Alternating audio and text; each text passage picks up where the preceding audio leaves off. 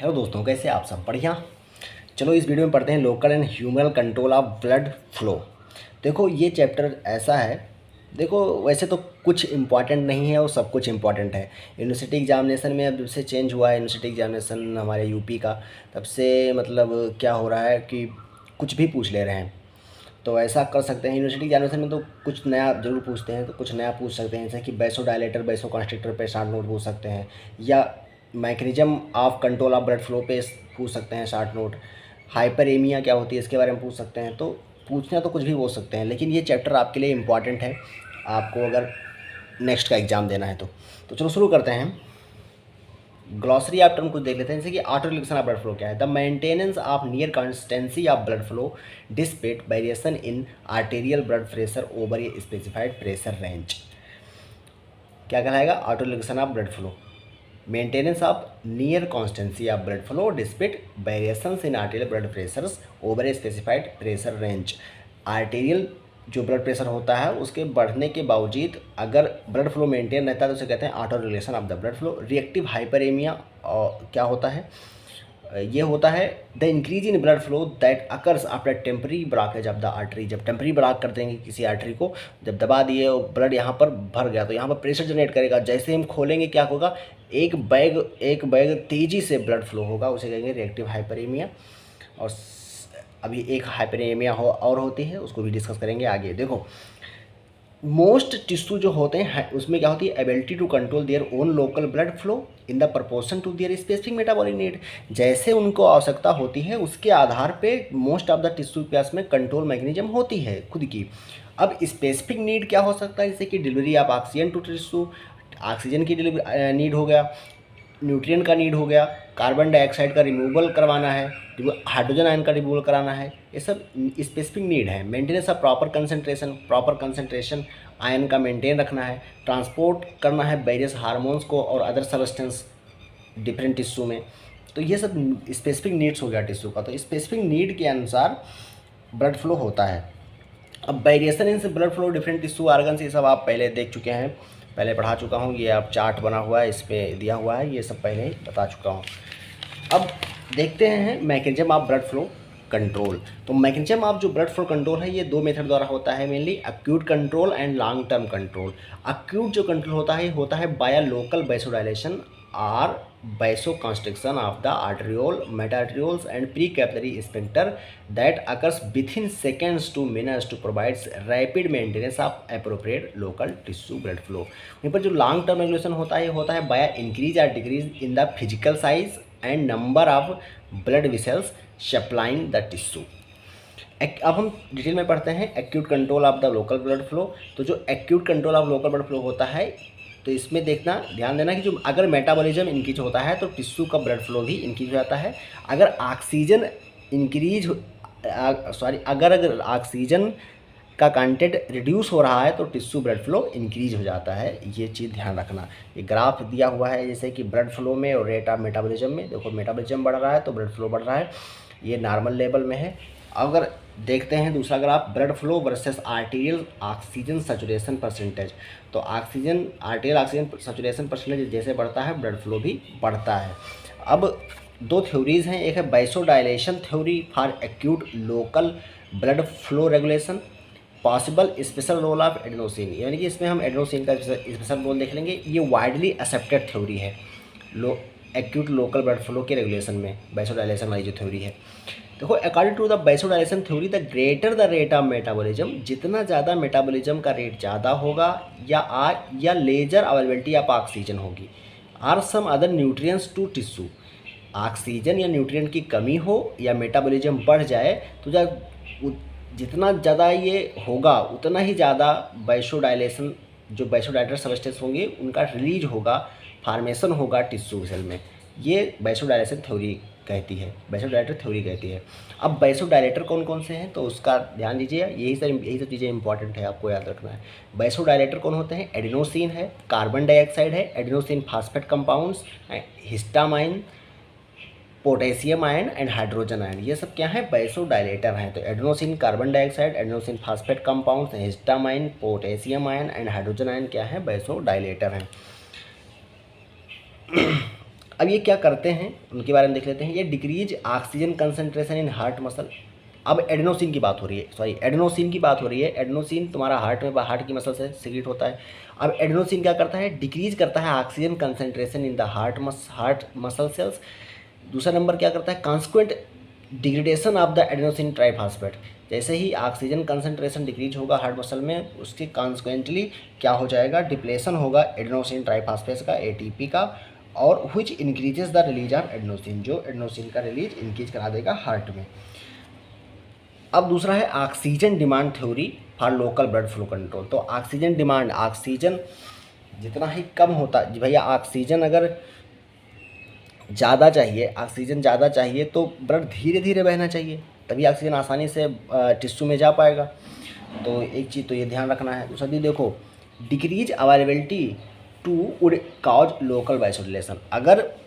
अगर availability decrease हो जाएगी ऑक्सीजन की तो लोकल वाइसोडाइलेशन होगा और ब्लड फ्लो इंक्रीज हो जाएगा उस टिश्यू को।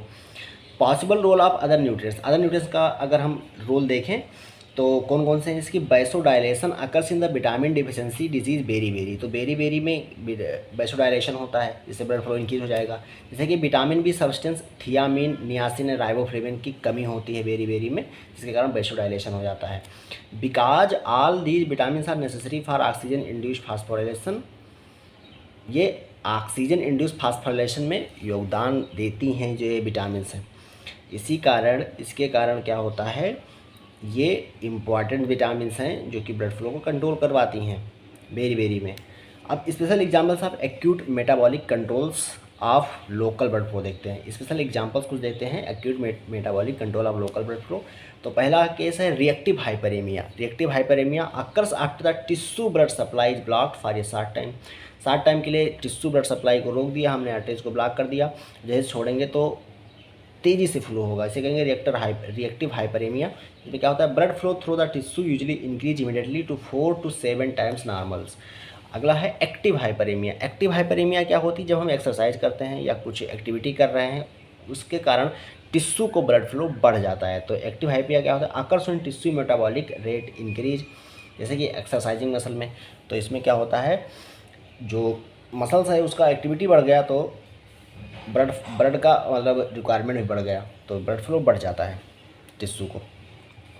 अगला है auto regulation of blood flow during changes in arterial pressure, metabolic and myogenic mechanism देखते हैं। तो मेटाबॉलिक थ्योरी क्या है, अब इसमें है मेटाबॉलिक थ्योरी क्या है, when arterial pressure becomes too high the excess flow provides too much oxygen and to many other nutrients to the tissue and washes out the vasodilator release by the tissue. These nutrients, especially oxygen, and decrease tissue levels of vasodilators, then cause the blood vessels to constrict and return flow to nearly normal despite the increased pressure। तो ये metabolic theory है, कह रहे हैं कि metabolism बढ़ जा रही है या arterial pressures become too high, बहुत ज़्यादा हो गया है। द एक्सेस फ्लो प्रोवाइड, जो एक्सेस फ्लो होगा वो प्रोवाइड करेगा टू मच ऑक्सीजन, बहुत सारा ऑक्सीजन प्रोवाइड करा देगा, and to many other nutrients to tissue and wash out, यानी कि जो ऑक्सीजन का रिक्वायरमेंट है, न्यूट्रिएंट का रिक्वायरमेंट है वो अधिक हो जाएगा टिश्यू को, तो जो वासोडाइलेटर होंगे उनका रिलीज वाश आउट हो जाएगा।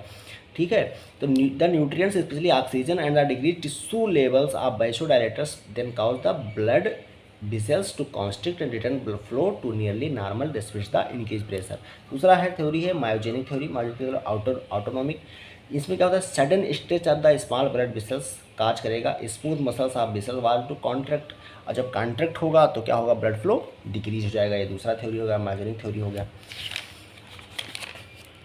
अगला हम देखते हैं control of tissue blood flow bye endothelial derived relaxing और कंस्ट्रक्टिंग फैक्टर। तो कंस्ट्रक्टिंग फैक्टर हैं तो ब्लड फ्लो को क्या कराएंगे, डिक्रीज करवाएंगे, तो टिश्यू फ्लो क्या हो जाएगा, डिक्रीज हो जाएगा।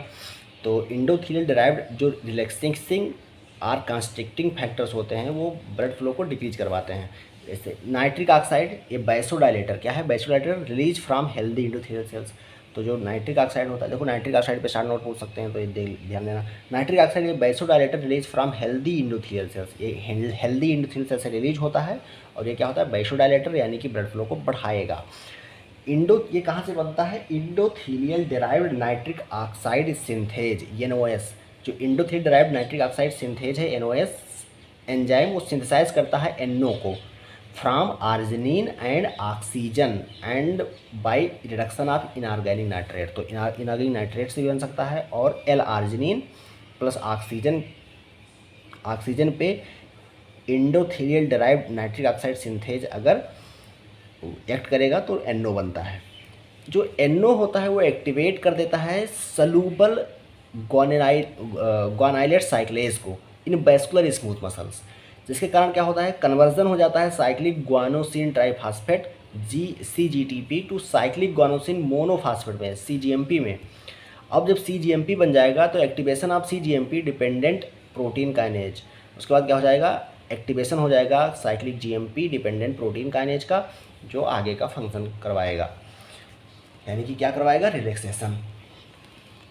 तो ये डायग्राम में देखो दिखाया गया हुआ है, शियर स्ट्रेस हुआ या रिसेप्टर डिपेंडेंट एक्टिवेशन हो गया।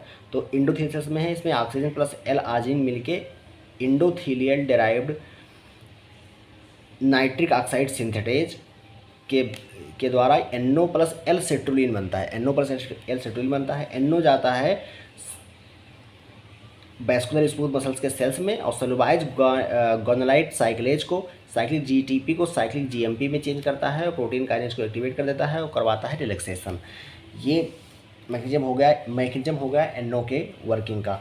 अब कुछ चीज़ें और देख लेते हैं कि सिल्डेनाफिल क्या होता है, इरेक्टाइल डिसफंक्शन में दिया जाता है, तो आखिर वो कैसा क्या उसका मैकेनिज्म होता है वर्क करने का, तो उसको देखते हैं।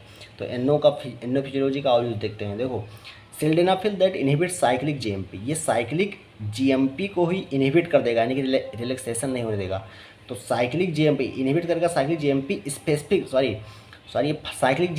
स्पेसिफिक फास्फोडाइस्टेरेज 5 को इनहिबिट करेगा sildenafil that inhibit cyclic GMP specific phosphodiesterase 5 PDE5 an enzyme that degrade cyclic GMP, जो साइक्लिक GMP को डाइजेस्ट कर देती है, और जब डाइजेस्ट कर देगी तो रिलैक्सेशन नहीं हो पाएगा, रिलैक्सेशन में कमी आ जाएगी। तो एक एंजाइम है साइक्लिक GMP स्पेसिफिक फास्फोडाइस्टेरेज 5, ये क्या करती है डिग्रेड करती है साइक्लिक GMP को by preventing the degradation of cyclic GMP। अगर हम साइक्लिक GMP का डिग्रेडेशन प्रिवेंट कर दें तब PDE5 inhibitors effectively prolong the action of NO to cause vascularisation. अगर हम PDE5 इनहिबिटर्स यूज कर लें तो ये इफेक्टिवली प्रोलॉन्ग कर देगा action of NO to cause vascularisation. The primary clinical use of the PDE5 inhibitors is to treat erectile dysfunction. तो erectile dysfunction को ट्रीट करने के लिए फास्फोडाइस्टेरेज 5 इनहिबिटर्स का यूज होता है। तो फास्फोडाइस्टेरेज इनहिबिटर्स जो कि क्या करते हैं साइक्लिक GMP को डिग्रेड करते हैं, इनको अगर PDE5 को इनहिबिट कर देगा तो साइक्लिक GMP का डिग्रेडेशन नहीं होगा और रिलैक्सेशन होगा, यानी कि वास्कुलराइजेशन होगा, NO अपना रोल निभा पाएगा।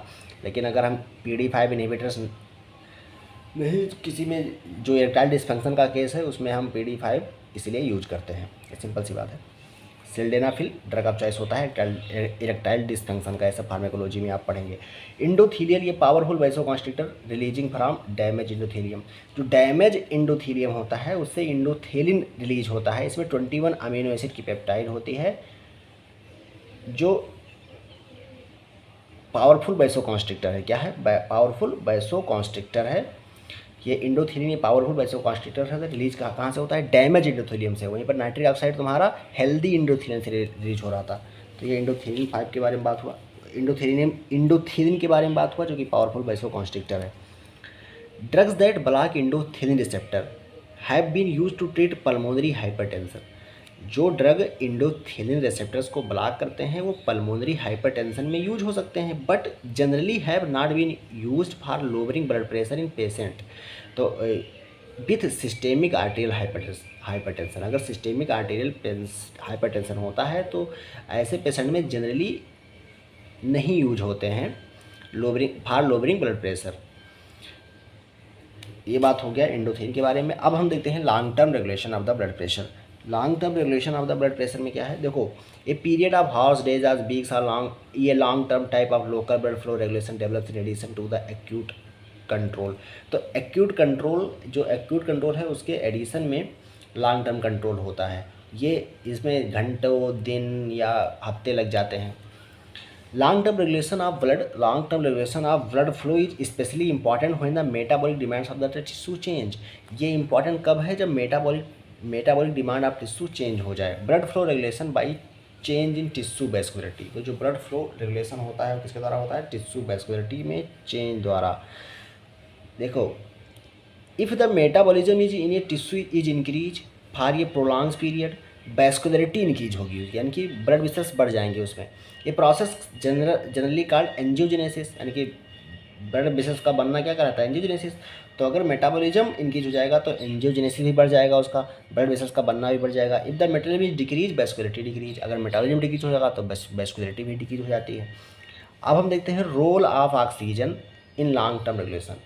हाई एल्टीट्यूड को पे आपको पता है कि आरबीसी ज़्यादा बनती हैं, यानी कि ब्लड ज़्यादा बनता है। तो हाई एल्टीट्यूड पे where the atmospheric pressure, atmospheric oxygen is low, atmospheric pressure is low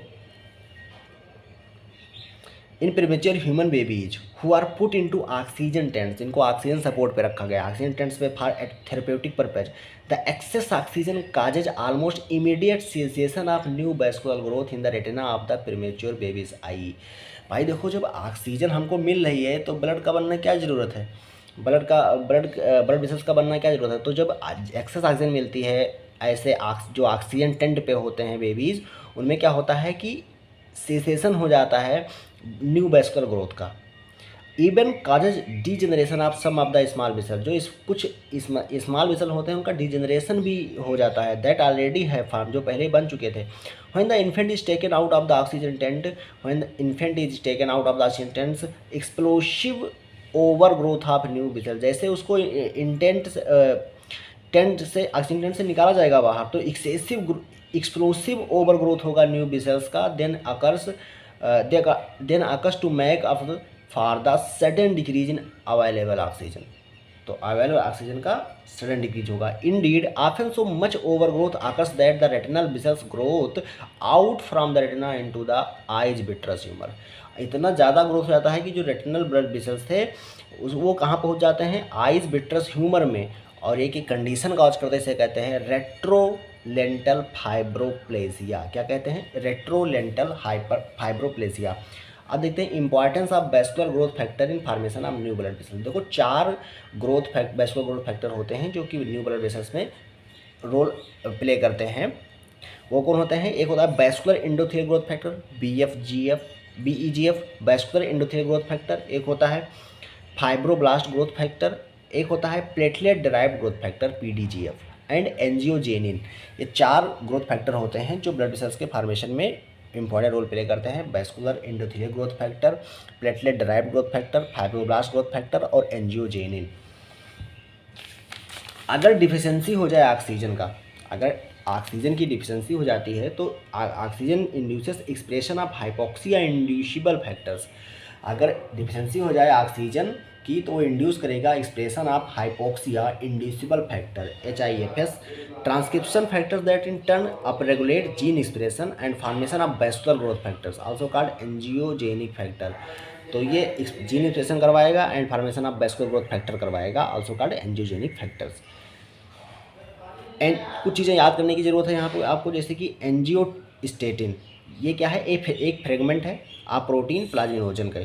is naturally occurring inhibitors of angiogenesis, ये नेचुरली अकरिंग इनहिबिटर है एंजियोजेनेसिस की, यानी कि एंजियोस्टेटिन अगर किसी को दे रहे हो तो एंजियोजेनेसिस को प्रिवेंट करेगा। Endostatin is another anti angiogenic peptide that is derived from the break down of collagen type 17। तो ये कोलेजन टाइप 17 से इंडोस्टेटिन ड्राइव होता है जो कि एंटी एंजियोजेनिक है। Vascularity is determined by maximum blood flow need, not by average need. ये चीज़ ध्यान रखना है, वैस्कुलरिटी जो होती है वो डिटरमाइन होती है by maximum blood flow need, not by average need. ये चीज़ ध्यान रखना। अब वैसो कॉन्स्ट्रिक्टर एजेंट और वैसो डायलेटर एजेंट के बारे में बात करते हैं। वैसो कॉन्स्ट्रिक्टर एजेंट है जैसे कि नॉरएपिनेफ्रिन और एपिनेफ्रिन, यानी कि कैचाकोलामाइंस के बारे में बात हो रही है। तो ये कैसे वर्क करते हैं? By the direct nerve stimulation या इनडायरेक्ट इफेक्ट काज करवाते हैं। अब दूसरा है एंजियोटेंसिन सेकेंड। ये क्या है? Angiotensin second is another powerful vasoconstrictor है। तो एंजियोटेंसिन सेकेंड क्या होता है? पावरफुल वैसोकॉन्स्ट्रिक्टर होता है।